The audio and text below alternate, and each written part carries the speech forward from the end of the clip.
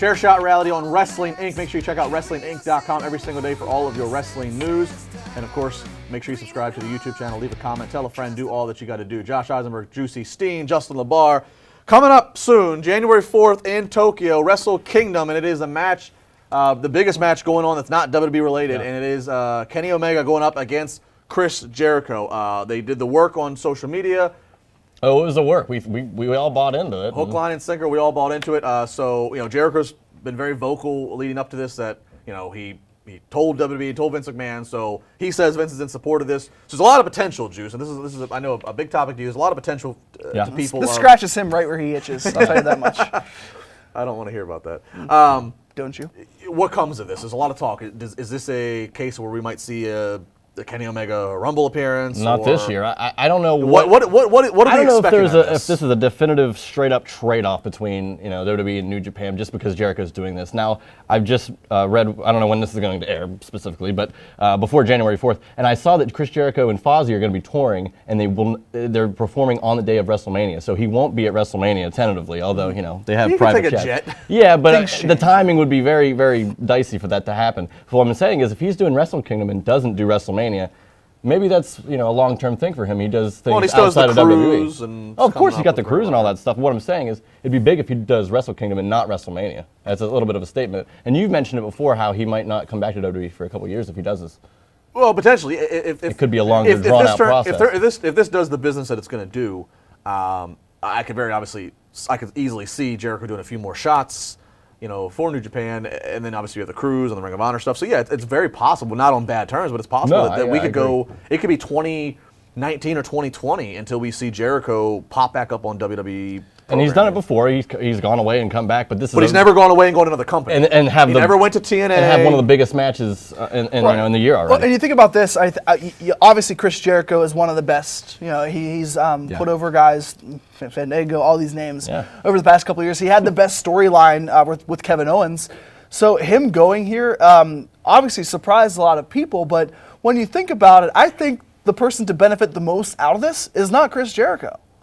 It's Kenny Omega, a guy that we know because we're in the wrestling community. We're in the overall wrestling community, the IWC, but there might not be people that really care about who Kenny Omega is, unfortunately, but they know who Chris Jericho is because they watched Chris Jericho in the Attitude Era. They watched Chris Jericho in the 2000s. They watched Chris Jericho this past year. So when you think about it, the guy that benefits the most isn't Jericho, depending on how the payday is, depending on how this works for him in his future.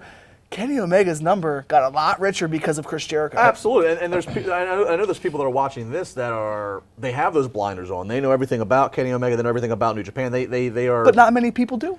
Right, but I'm saying there are people that are in that situation that they can't relate to. Joe Schmo down the street who remembers Chris Jericho from the Attitude Era, but has no idea what Kenny Omega is. I'll say this: the winner of the match will be telling, because I have to say this: if Chris Jericho ends up winning that match, then I think we know Jericho. They have some plan for Jericho to, because this won't end until Omega's put over. And on that point, though, I don't think I think if that would happen, they would have another match down the line, definitely. And I think Omega, I don't think he needs a win necessarily to get put over because he's already in a biggest featured match against Jericho. Let me ask this, and I feel there's a synergy here. Okay. Does this whatever happens to this match, does it somehow play into later in 2018 the story we've talked about, which is the 10,000 seat arena? I think so. I think that Cody and the Young Bucks. I think if it goes well and it draws well in New Japan, Wrestle Kingdom, and I think that if he's not going to go back to WWE immediately, I don't see why he couldn't be featured on such a card, and maybe he throws his money into it too and helps them out. And I think Jericho would be a guy. I think Jericho has more money than Cody and the Young Bucks. They're probably doing well too. Well, if Jericho invests in this, now we're on a whole different level. They might get what they want. And here's the thing: is when you look at the Wrestle Kingdom card, that's not going to be the main event. No. So Jericho's a guy that knows he doesn't necessarily need to be in the main event. Yep. Now, when you look at everybody who's been successful outside of WWE recently, primarily Cody Rhodes. He's a guy that's spoken on Busted Open a few weeks ago about how he wanted Daniel Bryan as his dream opponent. Now, as much as Cody's been doing very well for himself and people really like Cody, dude's not a main eventer. I'd rather see somebody else in that main event than Cody Rhodes, even if he's forcing his own money or spending his own money on that show. He's a great talent. I love what he's doing. You know me, Justin. I liked him even when he was in Legacy. But he's not a main event guy who's going to be the one name on that card that sells out 10,000 seats. Those guys, the Young Bucks, more marketable than Cody Rhodes right now. Kenny Omega, more marketable. Chris Jericho, more marketable. Daniel Bryan. All those guys have a bigger potential to fill out 10,000 seats than anybody paying money to go see just Cody Rhodes. I won't deny that, yeah, all the names you listed probably by the name value does. I mean, Cody's a unique situation because you can't say that he's drawing everywhere Of course, he goes. yes. So it's like, but it's almost like he's drawing, and I mean this with respect, it's almost like he's drawing out of spite.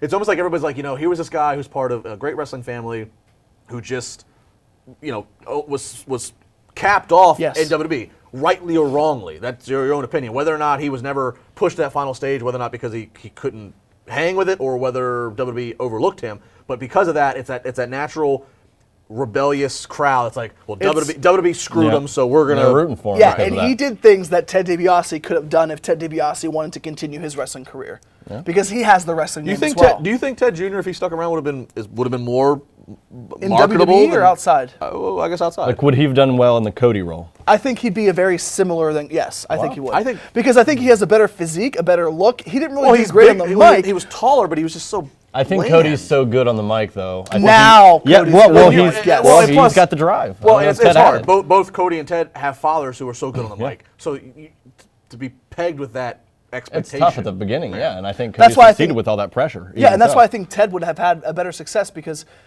Ted's dad was such a gimmick, and I know Cody Rhodes' dad obviously was a gimmick, but he was so damn good at what he did, where nobody, whether it's Goldust, whether it's Cody, whether it's whoever a Road family member was, could ever reach that.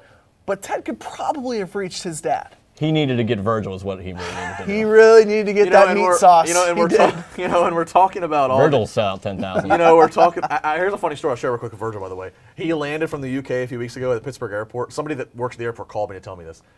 Virgil landed, and he just got back from the UK from some tour, so he said, and he was waiting at a cab stand, trying to get a cab to Canonsburg, which is a town near the airport in Pittsburgh here, and he was talking about how he made $100,000 in England, but yet he was bitching trying to get a free cab ride from this guy. And he was telling the guy, he's like, did you ever watch wrestling? The guy's like, yeah. And he's telling him, he's like, oh, I used to be with Ted, and I was in the NWO, and me and Hulk, and the guy had no idea who he was. $100,000? He said he made $100,000, but he wouldn't get a $30 cab ride to Canonsburg. That's at LeBar money, man. That's why he has a Justin's copy and we don't. A couple weeks ago. Right? By the way, we're doing all this talk of like who could be at the 10,000 seat arena, and we don't even know who else will be free agent by that point. Yeah. Dolph Ziggler, who else? We don't even know at that point who else. I'm glad that they made it to the whole year is what they're tentatively planning. So if anybody just kind of drops off, they got him.